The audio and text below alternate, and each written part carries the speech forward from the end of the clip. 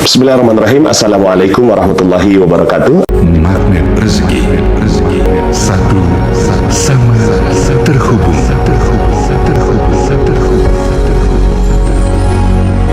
Bapak Ibu, dalam kesempatan kali ini saya ingin menyampaikan materi tentang disiplin kata, ya, disiplin kata.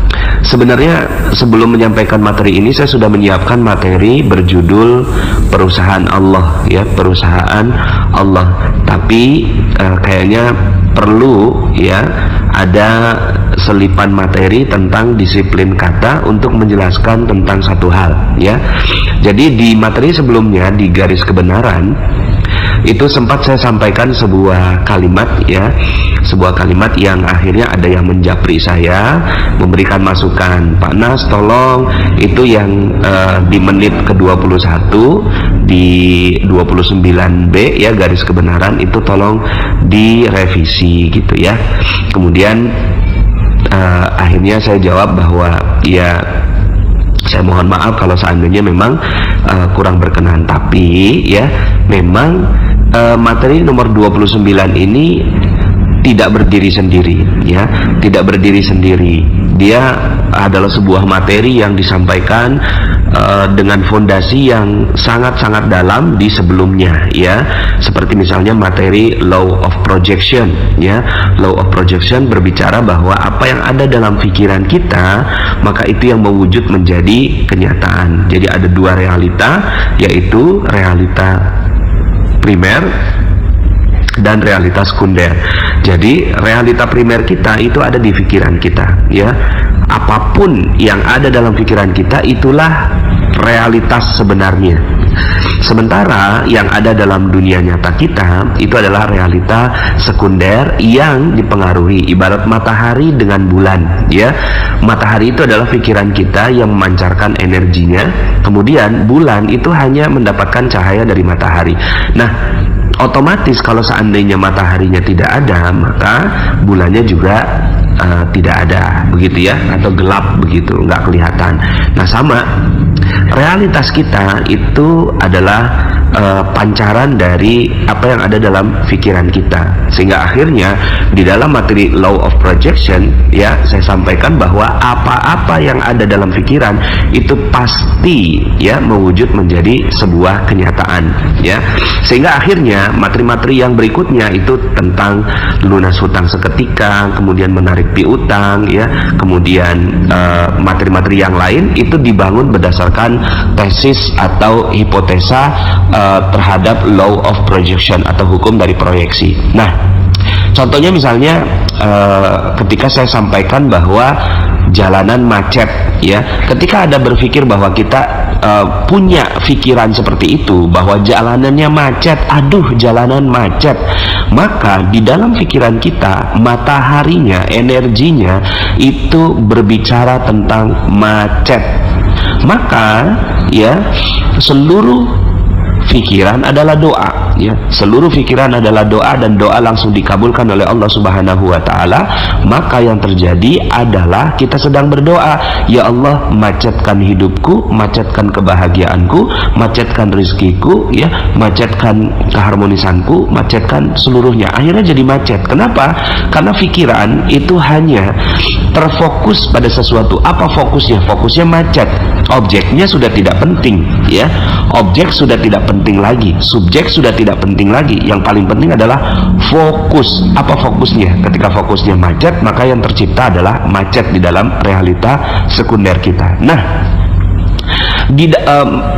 di dalam materi yang ke-29, ya, yang akhirnya menjadi pertanyaan dan akhirnya alhamdulillahnya barokahnya menjadi materi gitu, ya, yang sebenarnya saya sudah siapkannya di seri keberapa, tapi bagus sekali kalau seandainya ini disampaikan langsung di setelah pertanyaan, ya. Walaupun ini sudah saya sampaikan di materi sebelumnya, tapi dengan judul sendiri namanya disiplin kata, membuat kita akhirnya bisa berhati-hati dengan kata-kata kita. Jangankan kata-kata, pikiran saja itu sudah menjadi doa, ya. Jangankan kata-kata. Jadi kalau kata-kata ini adalah sudah merupakan gabungan dari berbagai macam pikiran, sehingga akhirnya muncul dan terkristal menjadi sebuah kata. Maka orang magnet rezeki ini sensi sekali dengan kata, Bapak Ibu, ya. Ya, lulusan magnet rezeki ini, alumni magnet rezeki, komunitas magnet rezeki adalah mereka-mereka yang sangat-sangat sensi dengan kata-kata. Kita nggak mau mengucap kata macet, ya.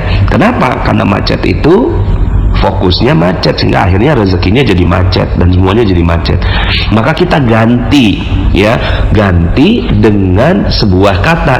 Kata apa? Kata yang tidak juga kita seperti orang yang keluar dari realita, gitu ya, tapi kita betul-betul berhati-hati, ya. Jadi ketika orang bilang macet, ya, kita bilang penuh, gitu ya. Nah, ketika kita bilang penuh, kita lagi berdoa, fokus kita pada penuhnya. Nah, yang menjadi latar belakang saya di materi 29, ada yang japri saya, Pak Nas, kok dibilangin nggak ada yang menistakan Al-Quran sih, gitu kan. Pak Ahok udah jelas-jelas dia menistakan Al-Quran, gitu ya. Fatwanya MUI udah keluar, tapi kok Pak Nas bisa-bisanya menyebut tidak ada kok penistaan agama, gitu kan. Salah paham atau belum mengenal Al-Quran, gitu. Jadi penistaan saya ganti dengan belum mengenal Al-Quran. Nah, sebenarnya kata penistaan itulah yang saya ganti dengan belum mengenal Al-Quran. Cuma memang akhirnya, ya, kita juga harus sadar, dan saya juga memahami bahwa mungkin kalau seandainya tidak mengikuti materinya dari awal, pastinya akan ada mispersepsi tentang hal ini. Bukannya saya tidak mau memegang fatwa MUI, begitu ya, tidak sama sekali. Dan saya menghormati, ya, bahkan dalam materi tentang leverage rezeki itu disampaikan bahwa para ulama adalah sumber dari percepatan rezeki kita, gitu ya. Maka ya pastinya, nah, cuma karena saya disiplin kata, gitu ya, maka saya tidak memilih kata menistakan, gitu ya, menistakan Al-Quran, tapi saya ubah katanya, gitu ya, saya ubah katanya dengan belum mengenal Al-Quran, gitu ya. Jadi memang kata-kata menista akhirnya, kalau kita fokusnya pada penistaan, ini kan kalimat tidak positif, Bapak Ibu, ya. Akhirnya apa yang terjadi? Kita lagi berdoa, ya Allah, jadikan hidupku nista. Ya Allah, jadikan orang menistakan aku. Ya Allah, jadikan, gitu ya, kehidupan aku ini penuh dengan orang-orang yang menistakan apapun di dalam kehidupannya. Nah, ini yang akhirnya kita jadikan doa, ya. Maka hati-hati terhadap satu kata, ya, sehingga akhirnya kita ubah. Nah, di dalam disiplin kata memang tidak mudah. Lihat kata-kata saya tidak mengatakan susah, tapi saya mengatakan tidak mudah, ya. Kenapa? Karena saya sudah tidak punya kosakata susah dalam pikiran saya. Saya udah nggak punya kosakata susah, begitu ya. Yang saya punya tidak mudah. Bukan berarti juga saya bilang karena saya tidak punya kata susah maka semuanya jadi mudah. Tidak juga, gitu ya. Saya tetap hidup dalam realita, tapi kata-kata saya adalah kata-kata yang positif, begitu ya. Maka ketika orang lain menyebut susah, saya menyebutnya tidak mudah. Dan saya mendisiplinkan diri, ya. Dan dalam training magnet rezeki juga salah satu yang menjadi kunci di dalam materi tersebut adalah pendisiplinan kata ini, ya. Nah, yang paling sederhana memang ada kata-kata yang tidak positif. Lihat, saya tidak menyebut kata negatif. Ada kata yang negatif diganti kebalikannya dan berikan kata tidak atau jangan.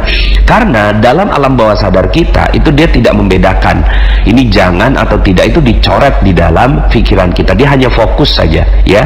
Dalam materi sebelumnya juga nggak apa-apa saya ulang, dia tidak melihat kata jangan atau tidak. Contohnya, jangan nengok ke belakang, jangan nengok ke belakang. Coba Bapak Ibu ya, sekarang yang mendengarkan materi ini, jangan nengok ke belakang, jangan nengok ke belakang ya. Bagaimana rasanya sekarang? Jadi pengen nengok ya, jadi ingin menengok ke belakang ya.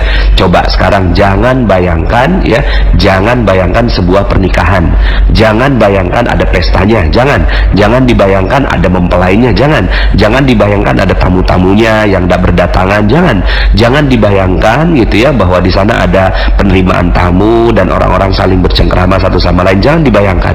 Gimana sekarang? Jadi kebayang gitu ya. Nah itu dia ya, kita pengennya sih ya nggak kebayang, tapi energi, setiap energi itu dia memantik di dalam pikiran kita, terpantik, tercipta, lalu kemudian akhirnya dia menjadi energi ya.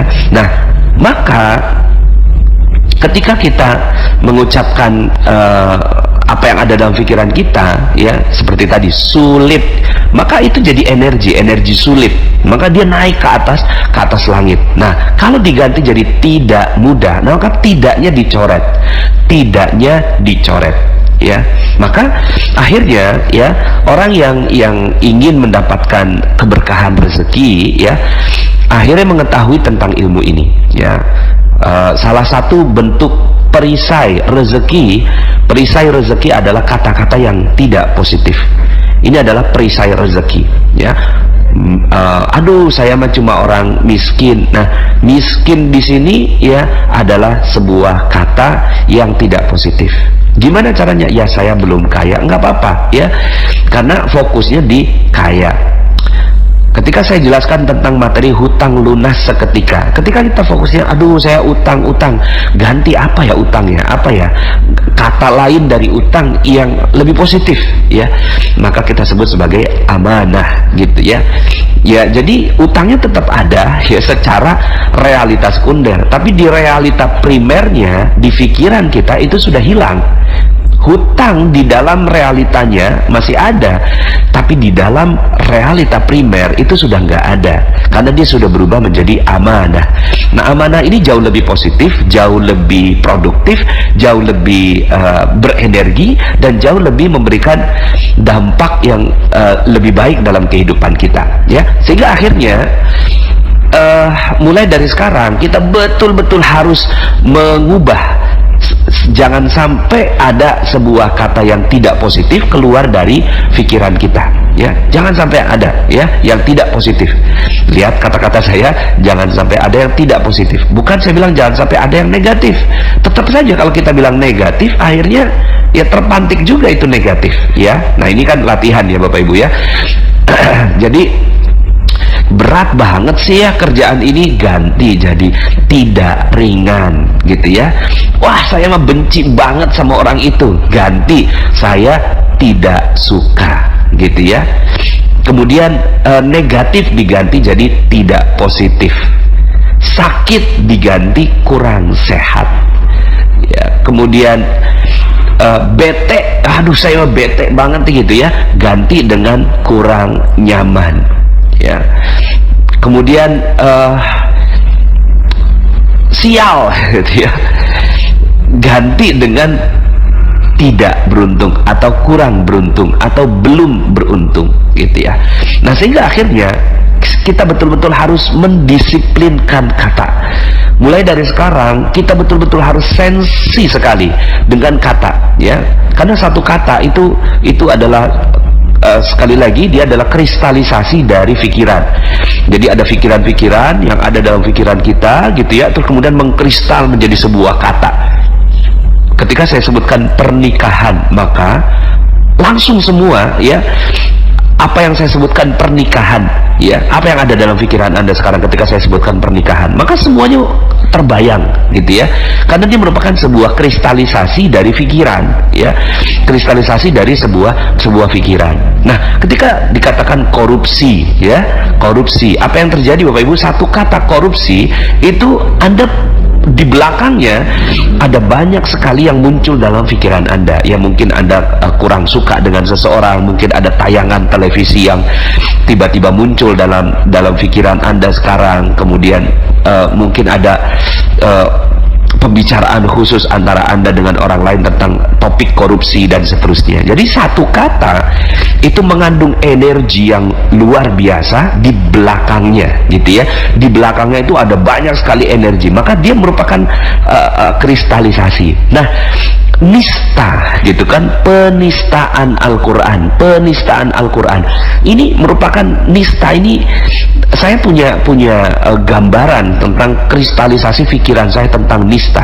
Orang menistakan berarti kan menghina, kemudian melecehkan, ya. Terus mungkin terbayang di kepala saya tentang peristiwa seorang wanita yang dinistakan oleh lelaki dan seterusnya. Maka kata nista itu akhirnya dalam pikiran saya ketika menyampaikan materi garis kebenaran itu sudah berubah menjadi tidak mengenal Al-Quran, atau tidak menghormati Al-Quran, atau tidak mensakralkan Al-Quran, atau tidak dekat dengan Al-Quran, dan seterusnya. Jadi kata-kata nista itu hilang, Bapak Ibu, di dalam pikiran kita. Kita udah nggak kenal apa itu nista, gitu ya. Yang kita kenal cuma, oh ya, dia belum kenal.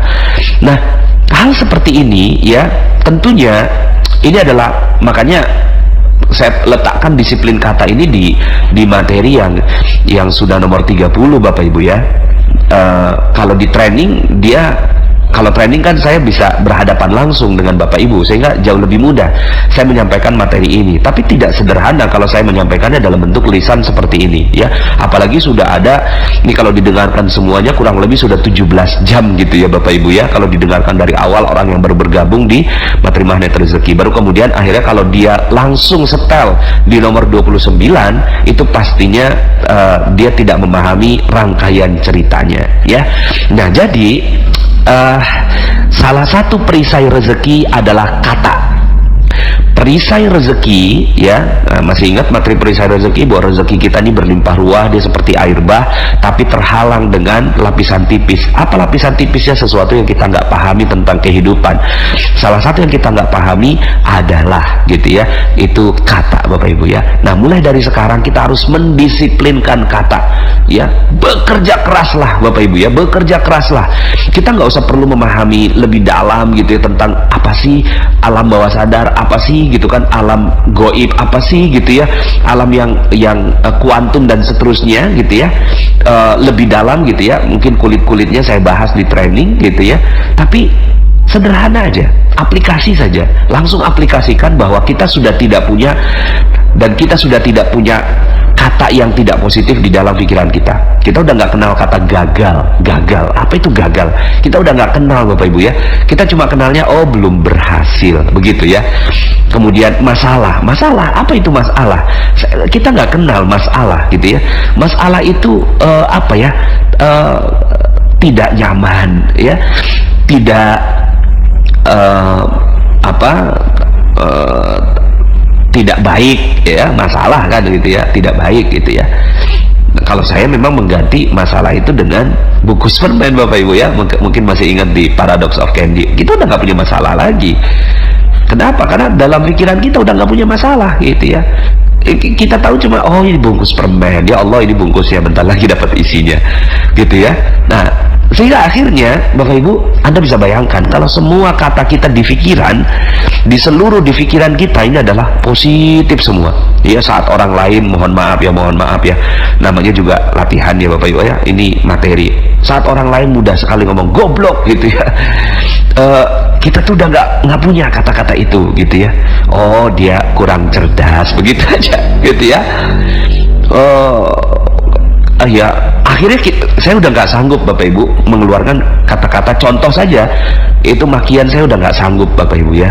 Dan saya yakin Anda semua insya Allah juga mampu melakukan itu, ya.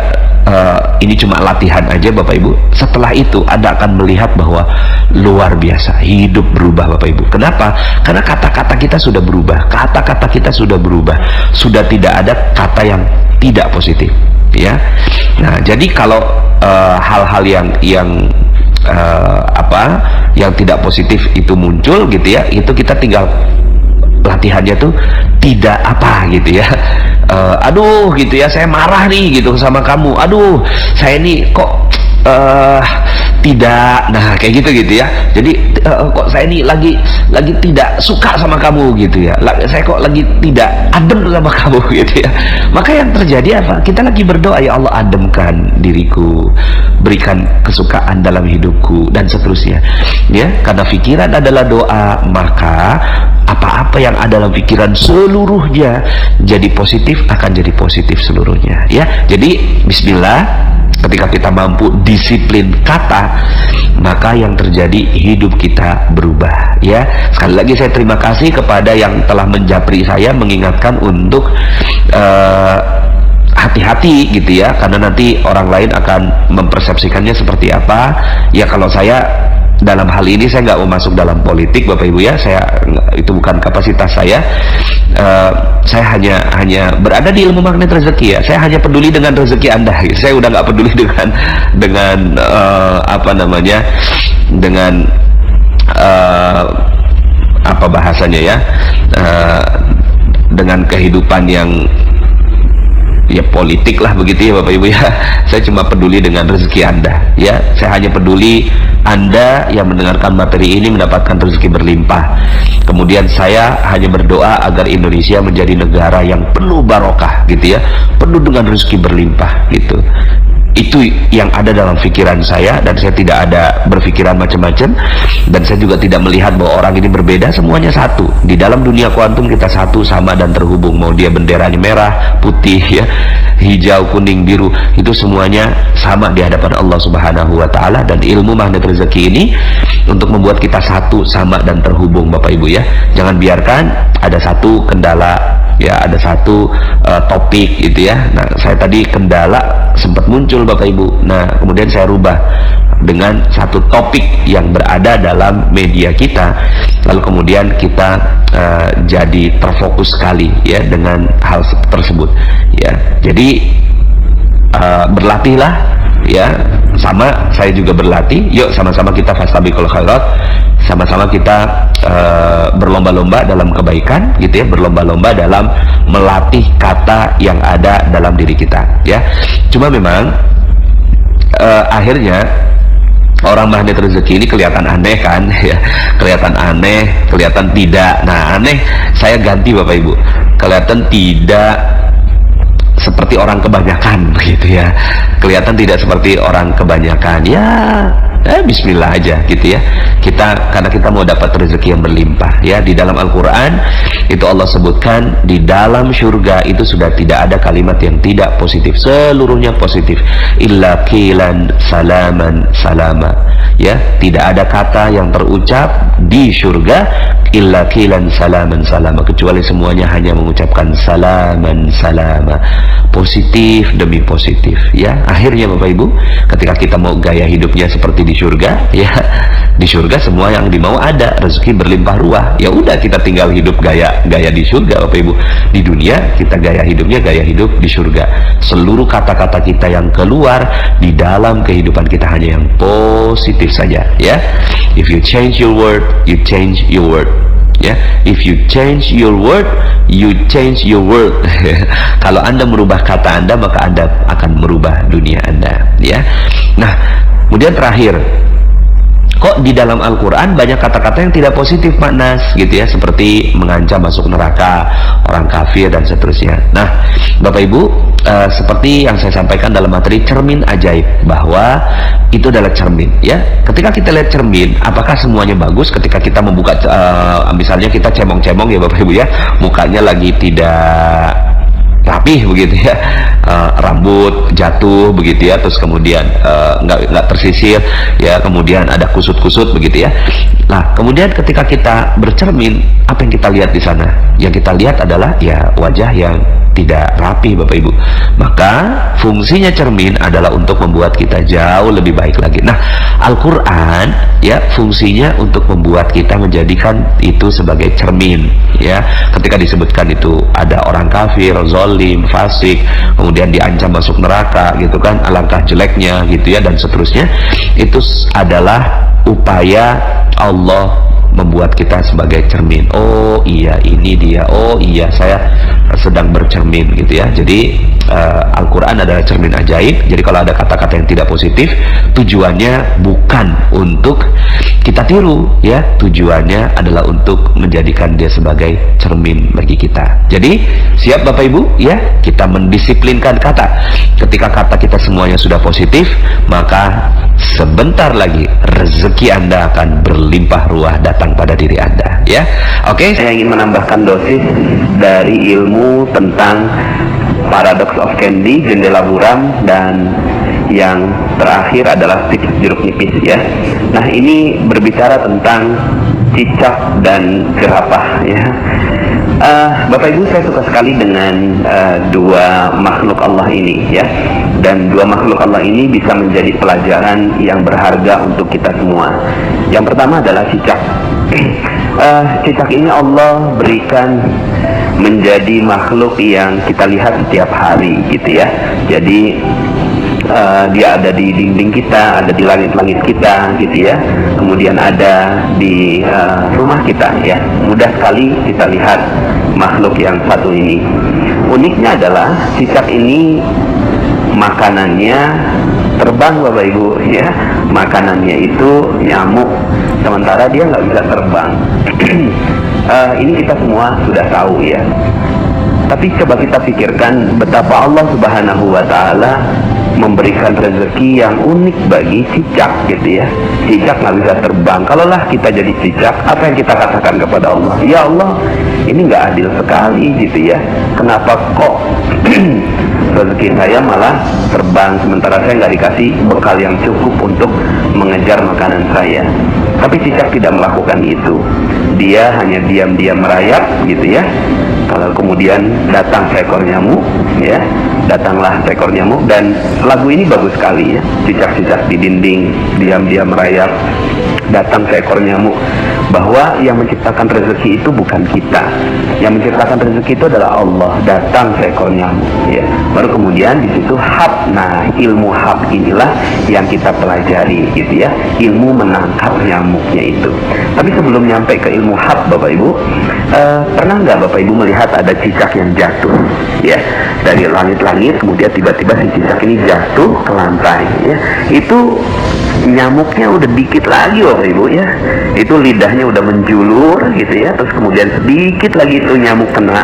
Tapi kemudian akhirnya si cicak tidak berhasil menangkap nyamuk dan akhirnya dia terjatuh Bapak Ibu.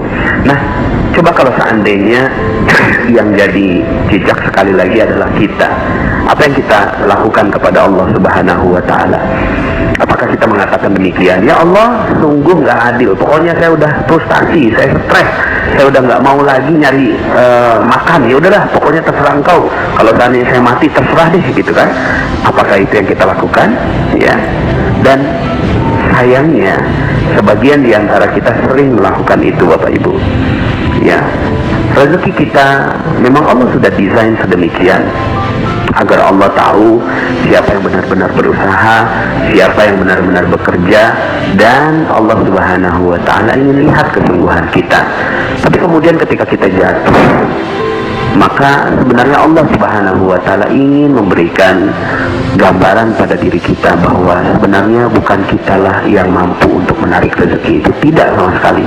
Tapi Allah Subhanahu wa Ta'ala yang berikan rezeki untuk kita. Kalau Allah mau, maka tidak mudah saja nyamuk itu datang pada si cicak gitu ya. Nah, Bapak Ibu yang dirahmati Allah Subhanahu wa Ta'ala, akhirnya cicak ini tetap saja dia naik kembali, diam lagi ya, bersungguh-sungguh lagi, bersabar lagi untuk kemudian datang nyamuk yang berikutnya. Nah, Bapak Ibu, semoga kita bisa mengambil hikmah dari kisah nyamuk ini. Nah, kisah yang kedua, atau kisah nyamuk dan cicak ya, kisah yang kedua adalah tentang jerapah. Saya terkaget-kaget ketika menemukan fakta ini Bapak Ibu, bahwa ternyata jerapah itu sejak waktu bayi, ketika lahir bayi ya, kakinya kan panjang sekali Bapak Ibu ya, lalu kemudian si bayi ini langsung berusaha untuk berdiri. Tapi Bapak Ibu, oleh ibunya sendiri ini si jerapah ditendang Bapak Ibu sampai jatuh.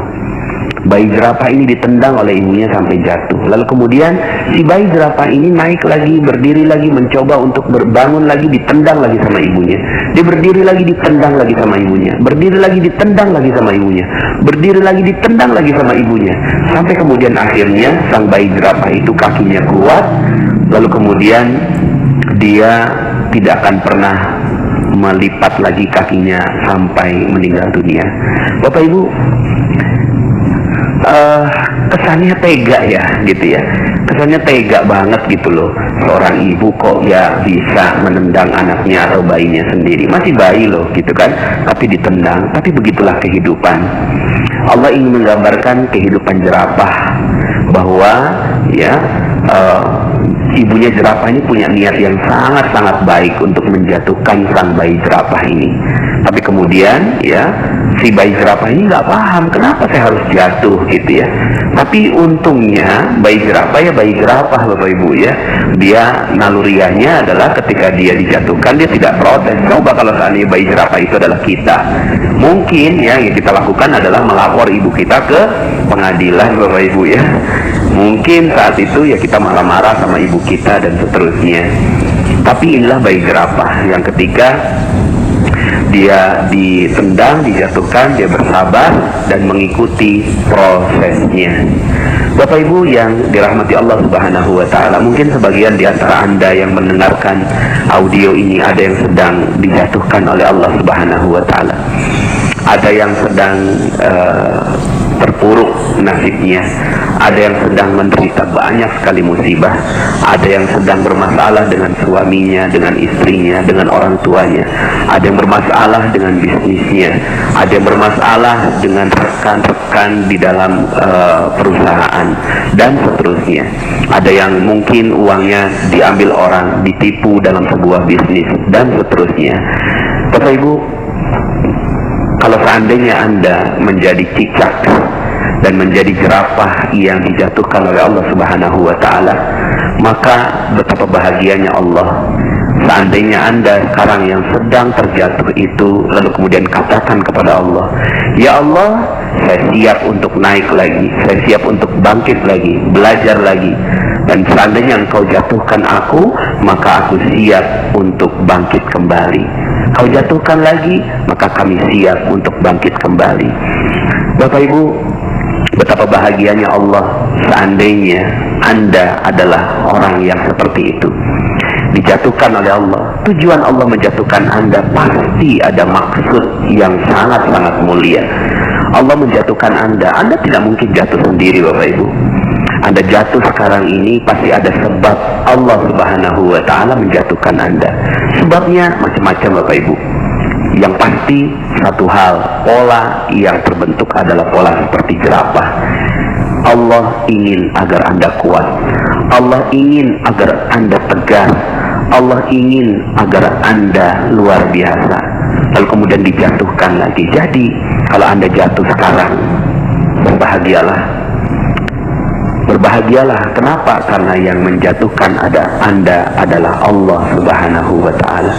Yang menjatuhkan Anda bukan orang lain Bapak Ibu, bukan orang lain. Kalaulah seandainya ada orang lain yang menjatuhkan Anda saat ini, yang mengambil uang Anda, yang melaporkan Anda ke polisi, yang mungkin menjadikan Anda hina, dimaki-maki dan seterusnya, dan Anda lihat bahwa semua orang yang menyebabkan itu adalah manusia yang Anda benci, yang Anda tidak suka, percaya saya Bapak Ibu, bahwa itu bukanlah manusia yang menyebabkan itu semua. Karena tidak mungkin terjadi hal-hal yang ada di muka bumi ini kecuali atas izin Allah Subhanahu wa Ta'ala. Semua terjadi atas izinnya, semua terjadi atas desainnya, semua terjadi atas rekayasanya. Semua yang terjadi di muka bumi ini atas seluruh perintah-perintahnya. Maka maafkan semua orang yang ada di sekitar Anda, karena bukan karena mereka Anda jatuh, bukan karena mereka Anda tersungkur, bukan sama sekali. Tapi Anda jatuh karena Allah Subhanahu wa Ta'ala ingin melihat Anda tegar, ingin melihat Anda menemukan kesalahan-kesalahan Anda, ingin melihat Anda belajar lebih baik lagi, ingin melihat Anda menangis dan menyebut namanya, lalu kemudian Anda bangkit kembali seperti bayi jerapah yang siap untuk berdiri. Bapak Ibu yang dirahmati Allah Subhanahu wa Ta'ala, sekali lagi, jika Anda sekarang sedang berat, maka nggak usah sirami diri Anda dengan jeruk nipis, Bapak Ibu, ya, nggak usah, ya. Sudah, lepaskan jeruk nipisnya dan terima kejatuhan Anda sebagai satu paket dari rezeki Anda. Satu paket. Fa inna ma'al usri yusra. Inna ma'al usri yusra. Sesungguhnya bersama kesulitan ada kemudahan. Sungguh bersama kesulitan ada kemudahan. Di balik kesulitan yang sedang menimpa Anda sekarang ini, ada sebuah janji Allah Subhanahu wa Ta'ala yang menginginkan Anda menjadi manusia yang luar biasa. Kuntum khaira ummatin ukhrijat linnas. Kalian adalah sebaik-baik manusia yang dikeluarkan oleh Allah Subhanahu wa Ta'ala untuk manusia yang lain. Maka tunjukkan bahwa Anda adalah manusia yang mulia. Tunjukkan bahwa Anda adalah manusia yang terbaik. Manusia terbaik bukan berarti orang yang gak pernah gagal, Bapak Ibu. Tidak. Manusia yang terbaik bukan berarti orang yang tidak pernah salah. Manusia yang terbaik bukan berarti orang yang tidak pernah berdosa. Tapi manusia yang terbaik adalah ketika mereka melakukan dosa, kesalahan, kelalaian, kehilafan, lalu kemudian mereka bangkit dan berdiri, sekedar meminta ampun kepada Allah Subhanahu wa Ta'ala dan siap untuk menerima kehidupan, babak kehidupan baru yang jauh lebih baik. Saya doakan tulus dari hati saya yang paling dalam agar Anda semua yang mendengarkan audio ini menjadi manusia-manusia terbaik di muka bumi yang siap memberikan karya terbaiknya untuk umat manusia. Semoga selalu dalam lindungan dan keberkahan dari Allah Subhanahu wa Ta'ala. Dan alhamdulillah sudah makin banyak member dan juga mereka-mereka yang memberikan testimoni-testimoni hidup yang jauh lebih baik, jauh lebih mulia, jauh lebih berkah, dan jauh lebih mendapatkan rezeki setelah mengikuti channel ini. Adalah sebuah keberkahan, dan semoga ini bukan karena saya, Bapak Ibu, betul-betul bukan karena saya, tapi karena memang begitulah ilmu Allah Subhanahu wa Ta'ala. Dan semoga kehadiran saya, kehadiran channel ini bisa menjadi sahabat buat teman-teman semua. Terus terang bahwa tujuan utama saya membuat channel Telegram ini, dan mudah-mudahan terus saya bisa menjaga niat. Saya bukan siapa-siapa, Bapak Ibu. Saya adalah orang yang banyak kesalahan, banyak kekhilafan, dan mudah-mudahan ini bisa menjadi jalan taubat buat saya. Yang saya inginkan adalah bagaimana teman-teman semua bisa menjadi sahabat saya nanti di yaumil akhir. Saya bukan siapa-siapa, bukan ustaz, bukan ulama, tapi saya adalah pencari teman, Bapak Ibu. Saya adalah pencari teman, pencari sahabat yang semoga di antara 1-2 di antara Anda semua bisa menolong saya nanti di yaumil akhir. Seperti pernyataan para ulama-ulama sebelum kita, para salafus saleh, kalau seandainya tidak bertemu saya di surga, ya, ketika kalian semua masuk ke dalam surga Allah, maka panggil nama saya. Itu yang ada dalam hati saya, dalam jiwa saya ketika menciptakan channel Telegram ini. Ya Allah, semoga niat ini betul-betul tulus, murni, ikhlas sampai akhirnya, dan Allah menjaga itu semua. Dan tidak ada yang saya pribadi dan kami inginkan kecuali kemuliaan, keberkahan, dan ketinggian dan kemuliaan Anda di sisi Allah Subhanahu wa Ta'ala. Semoga itu bisa menjadi bekal buat kita saling bahu-membahu, saling berpegangan tangan untuk masuk ke dalam surga Allah. Bapak Ibu, pada kesempatan kali ini saya ingin menyampaikan materi tentang kickback, ya, kickback, ya. Nah, jadi kalau bicara tentang kickback ini atau apa ya bahasanya, ya, kickback ini pukulan balik lah begitu ya Bapak ya, tendangan balik lah begitu ya. Jadi kalau dalam bisnis biasanya ada istilah kickback ya, ketika kita menolong seseorang, membantu seseorang di dalam project dan bisnisnya, ternyata kita dapat kickbacknya gitu Bapak Ibu ya, dapat komisi lah, dapat fee begitu ya, dapat hadiah dari orang yang kita bantu dalam bisnis tersebut. Dan itu kalau memang semua prosesnya dijalankan dengan baik, dengan murni ya, didasari atas niatan-niatan yang benar, insya Allah halal gitu ya, yang namanya kickback itu ya. Tapi saya nggak masuk ke sana Bapak Ibu, tapi saya ingin Anda semua mendapatkan kickback dari channel Telegram yang kita sama-sama bangun ini Bapak Ibu. Kickbacknya gimana ya? Suatu ketika saya berjalan dengan guru saya di Masjid Nabawi ya, kemudian ketika kami berdua berjalan gitu ya, dari ujung dekat Kubah Hijau sampai ke gerbang utama, beliau bilang begini, dan ini nyantol betul Bapak Ibu dalam pikiran saya, dalam jiwa saya, dan masuk betul menjadi ilmu yang menggerakkan saya, dan semoga juga ini bisa menginspirasi Anda semua. Beliau bilang begini, Nas, ente mau nggak Nas, ketika jalan gitu ya, di perjalanan kita sekarang ini, sambil jalan sambil dapat ente berkahnya gitu, sambil ente dapat banyak sekali kebaikan gitu. Gimana tuh Ustaz gitu ya. Terus kemudian beliau bilang begini, nunjukin saya ya, orang-orang yang sedang berdoa di kanan kiri perjalanan kami, itu lagi doa, itu lagi doa, di sana lagi doa gitu ya. Ente sederhana aja, ambil doa mereka, ambil doa mereka. Gimana ngambil doa mereka Ustaz? Ya, ente perjalanan, sepanjang perjalanan bilang amin, amin, amin, amin, aminkan semua doa-doa orang-orang yang ada di sekitar ente ketika berjalan ini. Apalagi mereka berdoanya di dalam Masjid Nabawi, masjid yang sangat mulia. Jadi jangan sampai akhirnya ente jalan aja, nggak dapat berkahnya, nggak dapat kemuliaannya begitu ya. Subhanallah Bapak Ibu, ilmunya sederhana ya, ilmunya sederhana sekali, tapi ini berkaitan erat dengan kickback Bapak Ibu. Sering sekali kita berdoa lalu kemudian kita katakan, kenapa ya Allah nggak kabulkan doa kita gitu, kenapa ya kok lambat sekali gitu, tidak cepat untuk kita mendapatkan pengkabulan dari doa-doa kita. Ternyata ada satu hal yang kita miss Bapak Ibu, yang terlupakan dari diri kita. Karena ternyata ada salah satu adab doa yang sangat-sangat luar biasa ya, yaitu mendoakan orang lain. Dalam sebuah hadis disebutkan, barang siapa yang mendoakan saudaranya sementara saudaranya itu nggak tahu, maka malaikat yang akan mendoakan semoga engkau seperti yang didoakan begitu ya. Jadi yang mendoakan kita malaikat. Yang sering terjadi adalah kita doa sendiri Bapak Ibu, kita doa sendiri kepada Allah, sementara jarak kita kepada Allah ini masih ada perisai, sehingga akhirnya mungkin doa kita masih lambat dikabulkan Allah Subhanahu wa Ta'ala. Ada cara yang terbaik Bapak Ibu untuk berdoa, yaitu kickback ya. Kickback ini bagaimana? Kita minta doa yang tidak terbatas dan tidak punya perisai. Siapa yang tidak punya perisai kepada Allah? Malaikat.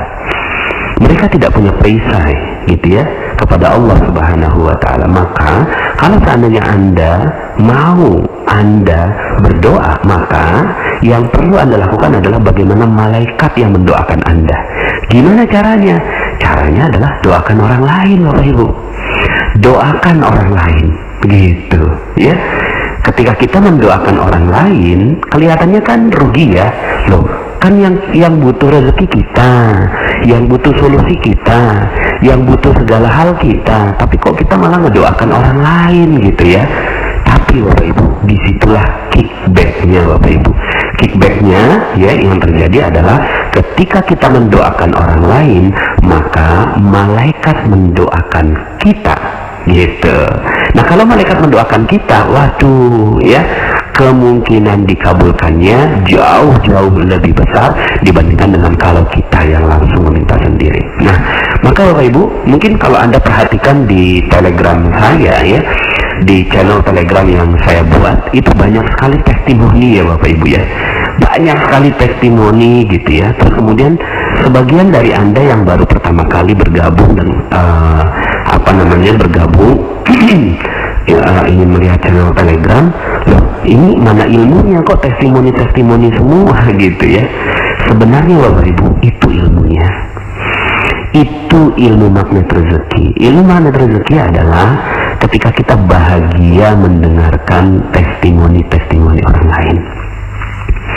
Jadi ketika Anda misalnya nih ya, jadi untuk besok-besok ya, atau bahkan coba Anda scrolling up ke atas lagi gitu ya, melihat gitu ya testimoni-testimoni para sahabat-sahabat Anda yang berada di Telegram, terus kemudian Anda bersyukur dan mendoakan Bapak Ibu ya, bersyukur dan mendoakan mereka. Yang saya lakukan ketika ini kan mereka japri ya ke akun Telegram pribadi saya @nasrullah_archive gitu ya, lalu kemudian mereka semua memberikan testimoni-testimoninya.